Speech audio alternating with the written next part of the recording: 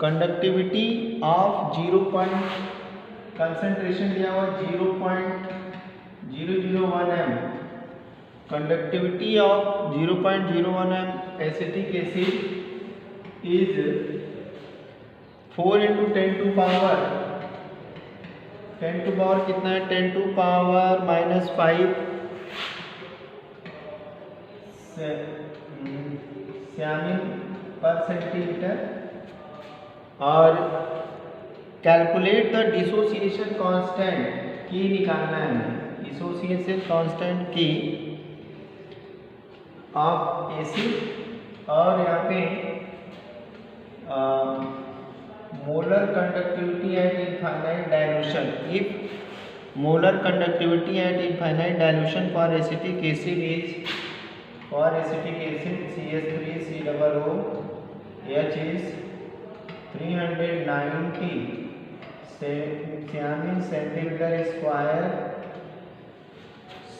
Centimetre square per mole.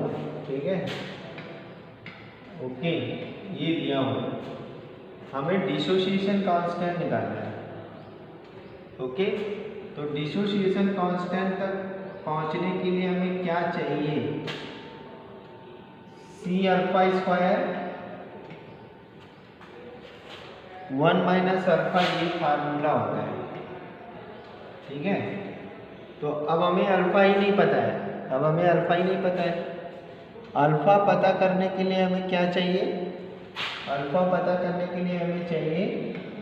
Molar conductivity at infinite dilution upon molar conductivity eight given concentration. यही है ना, बोलो भाई, जब गलत सलत नहीं थे, molar conductivity eight given concentration. सही है कि गलत, कोई नहीं बोल रहा है। इज इट राइट और wrong, you know this formula is right or wrong, उल्टा yes उल्टा हो गया। यहाँ पे इनफाइनाइट डायरेक्शन हो जाएगा, यहाँ गिवन कंसंट्रेशन हो जाएगा। तो अब गिवन कंसंट्रेशन पे भी हमें मोलरिटी पता ही नहीं है, तो इसको पता करने के लिए हमें गिवन कंसंट्रेशन पे पता करने के लिए क्या करना पड़ेगा, 1000 × K अपॉन m। ठीक है, तो अब बताओ कि यहाँ पे m की वैल्यू कितनी आएगी।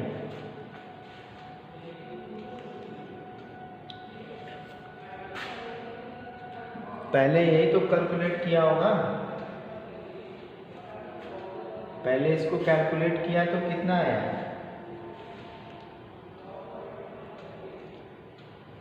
कोई डायरेक्ट फार्मूला लगा दिया क्या, कितने लोग क्लास में हैं, 13 लोग, बहुत सही। तो यहाँ से एकदम सिंपल है, 1000 × 4 × 10 टू पावर -5 अपॉन में 0.001 40। तो यहाँ से वैल्यू आएगी, वेरी गुड, 40 आ गई। अब यहाँ 40 आने के बाद क्या करना है कि अब यहाँ पे वैल्यू रख देना है 40/390। तो इसकी वैल्यू कितनी आएगी, 0 0 कट जाएगा, 4/39 हो जाएगा। तो इसकी वैल्यू कितनी आएगी, वेरी गुड, 0.1026 आ गई। अब इस वैल्यू को यहाँ पे पुट करना है, तो C = 0.001, अल्फा की वैल्यू 0.1026 होल स्क्वायर अपॉन 1 - 0.1026। अब इसको सॉल्व किया होगा तो 1.17 × 10 टू पावर -5 मोल पर लीटर आया होगा। ठीक है, तो पहला काम हमने किया कंसंट्रेशन, गिवन कंसंट्रेशन पे मोलर कंडक्टिविटी निकाल लिया। फिर उसके बाद हमने दूसरा काम किया अल्फा की वैल्यू निकालनी। फिर हमने तीसरा काम किया यहाँ पे के की वैल्यू निकाली। तो ऐसे क्वेश्चन हो सकते हैं, ठीक है। ओके, हम नेक्स्ट क्वेश्चन पे आते हैं।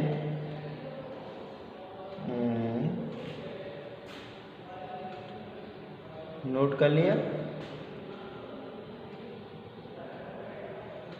अगला क्वेश्चन देखते हैं।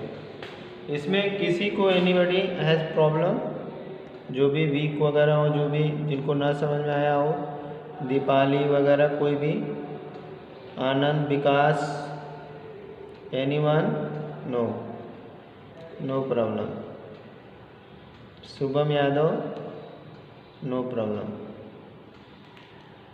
ओके, चलो नेक्स्ट क्वेश्चन नोट करना। Next question, calculate the time, calculate the time, calculate the time to deposit, calculate the time to deposit, calculate the time to deposit, deposit 1.27 gram, calculate the time to deposit 1.27 gram copper, copper at cathode, copper, copper at cathode, cathode, copper at cathode, okay. When a current of 2 ampere is passed, when a current of 2 ampere is passed, when a current of 2 ampere is passed through the solution of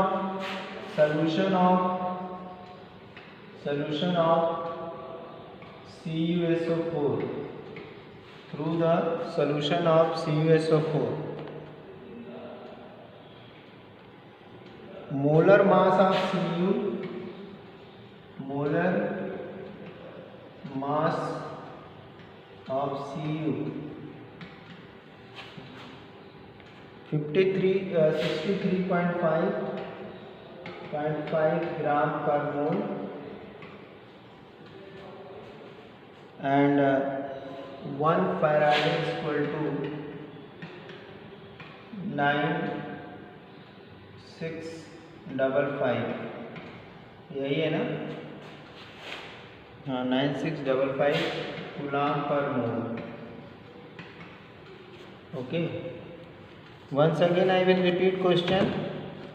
Calculate the time to deposit 1.27 gram of copper at cathode when a current of 2 ampere was passed through the solution of copper sulfate.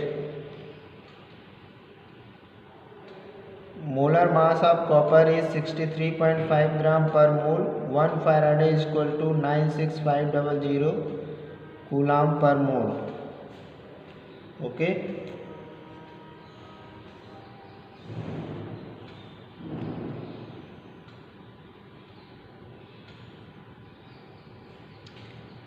Okay,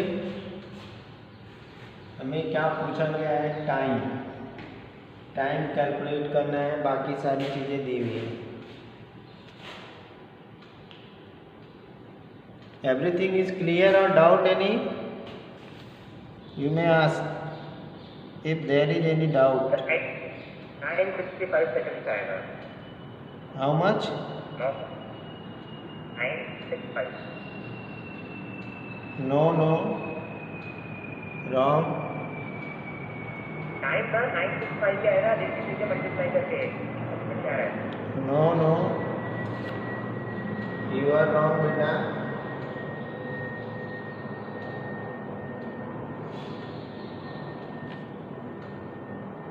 You are completely wrong.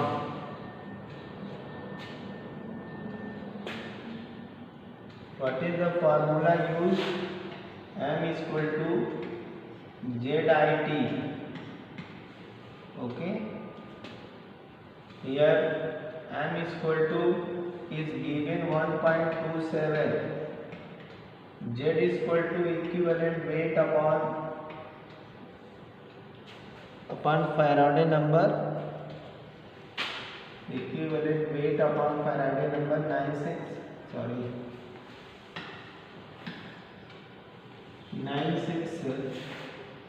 96500 into आई की value 2 दी हुई है और P हमें चाहिए। अब यहाँ से हमें इक्विवेलेंट वेट अगर पता हो तो हम यहाँ से निकाल सकते हैं टाइम। तो इक्विवेलेंट वेट हमें कॉपर सल्फेट का चाहिए, तो मोलर मास अपॉन क्या यूज करते हैं, molar mass upon copper sulphate है, it is copper sulphate C/4। तो ऑक्सीडेशन नंबर भी लिख सकते हैं, नंबर ऑफ इलेक्ट्रॉन चेंज भी लिख सकते हैं। ओके, तो यहाँ से मोलर मास कितना हमने निकाला था कॉपर का 63.5/2 हो जाएगा। यहाँ पे इस वैल्यू को यहाँ पुट कर देंगे, सीधे वैल्यू पुट कर लेते हैं। 1.27 इक्वल टू 63.5/2, 2 नीचे चला जाएगा, 2 इंटू 96500 इंटू 2 इंटू T। तो भाई अब ये भी कट गया, तो T इक्वल टू हो गया 1.27 इंटू 96500 अपॉन 63.5। अब इसे कैलकुलेट करना है।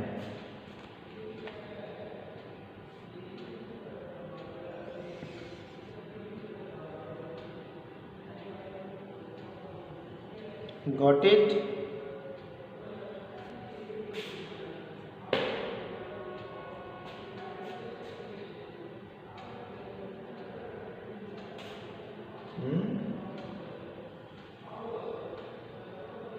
कितना आया देखो 1930। Very good, very good, very good, बहुत अच्छे बच्चे। ये मैथमेटिक्स के स्टूडेंट होते हैं।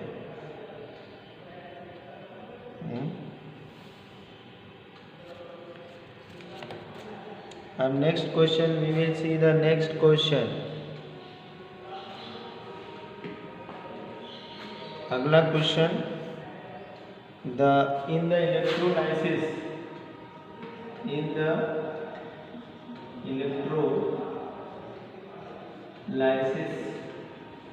in the electrolysis of aqueous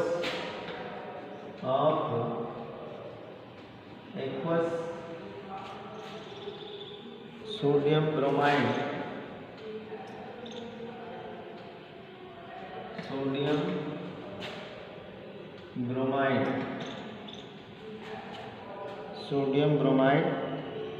there are two possible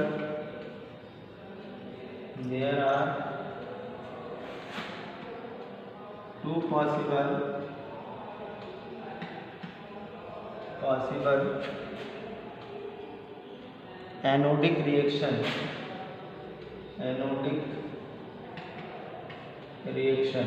There are two possible anodic reaction. First is 2H2O liquid gives O2 plus 4H plus, and here plus 4 electron, and energy, standard energy E is equal to 1.23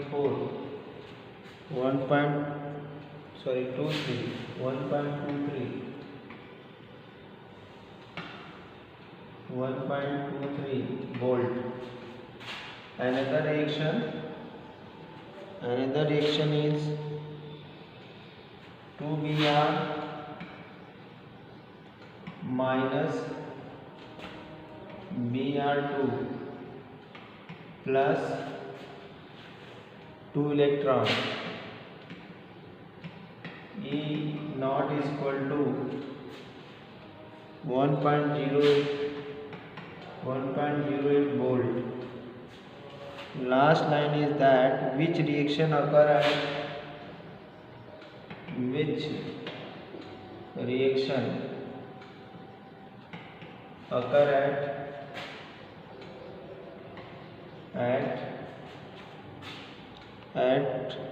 anode and Y. Anode and Y. Which reaction occur anode and Y और क्यों? Okay, note down. 1.08 question ये है कि दो reaction हो रहे हैं, इनमें से कौन सा रिएक्शन एनोड पे होगा ये बताना है। दूसरा वाला। वेरी गुड बेटा। कैसे? Can you prove this?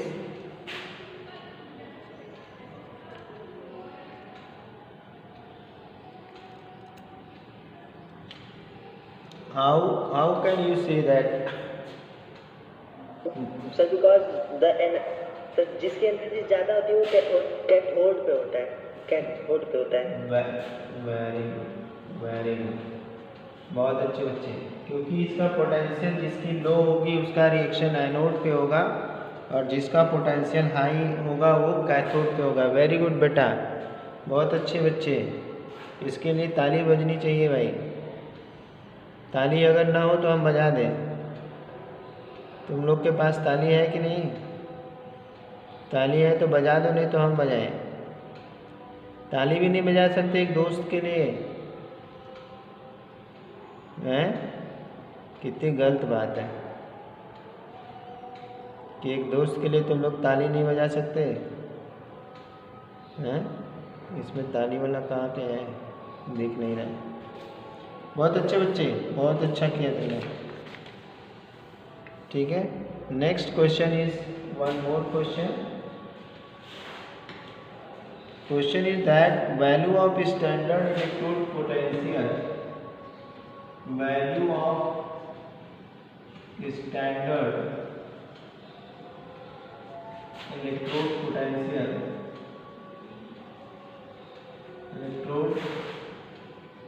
potential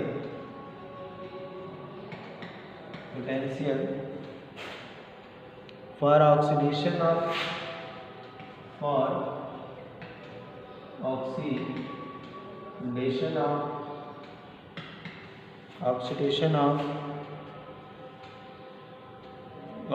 chloride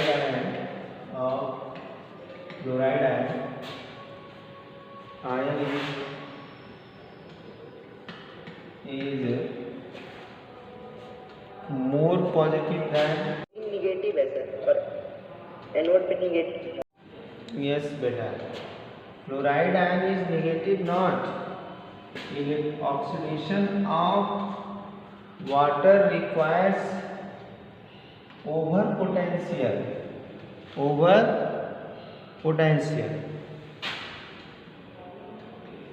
electrolysis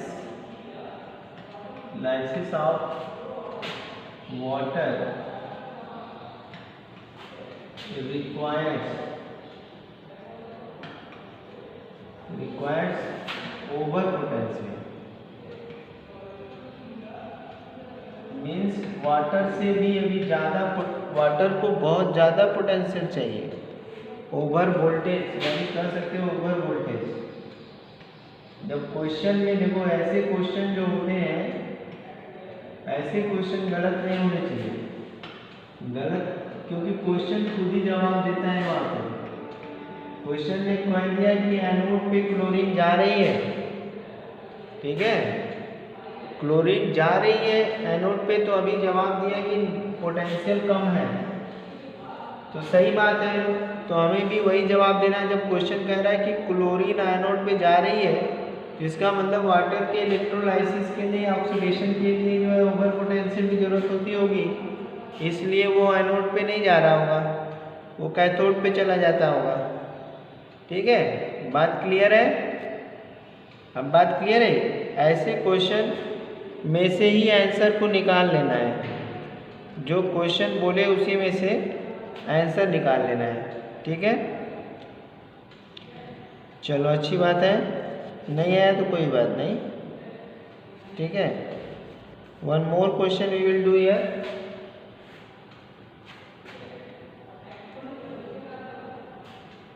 One more question. Write the advantage. Question is that write the advantage.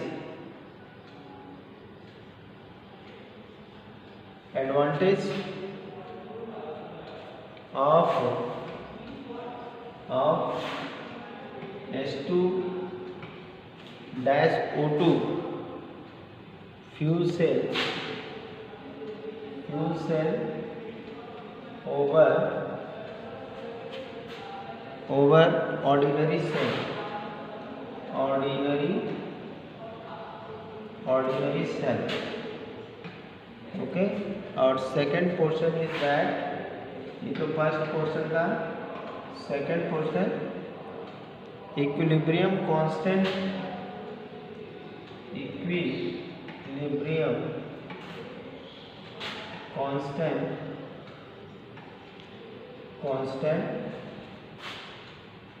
for the given cell,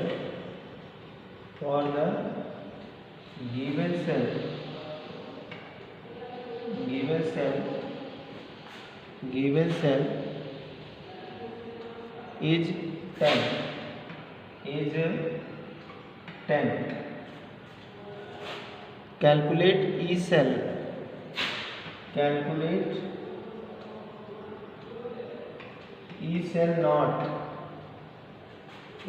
not निकालना है, और इसके लिए सेल दिया हुआ है A2 प्लस नहीं, यहाँ पे B2 plus A is solid gives A2 plus AQ and B। ठीक है, ये इसके लिए इक्विलिब्रियम कांस्टेंट की वैल्यू निकालनी है। और इस क्वेश्चन में क्या है कि जो फ्यूल सेल होती है वो ऑर्डिनरी सेल के ऊपर उसकी क्या एडवांटेज है, ऑर्डिनरी सेल की क्या एडवांटेज है। ठीक है, ऑर्डिनरी सेल पे क्या एडवांटेज है, anybody?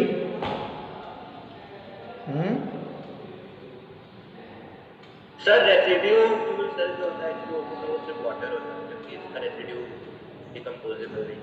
Okay, very good. First advantage is what? First advantage is the efficiency, highly efficient. Fuel cell is highly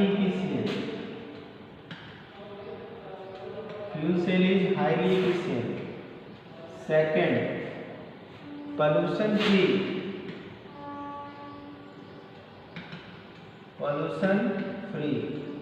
कोई भी पॉल्यूशन यहाँ पे नहीं होता है। ठीक है, और third is portable water is form. Portable water is produced during reaction.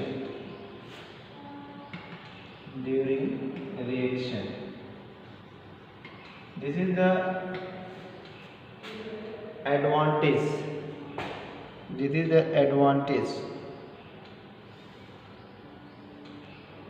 Now see the question, next one.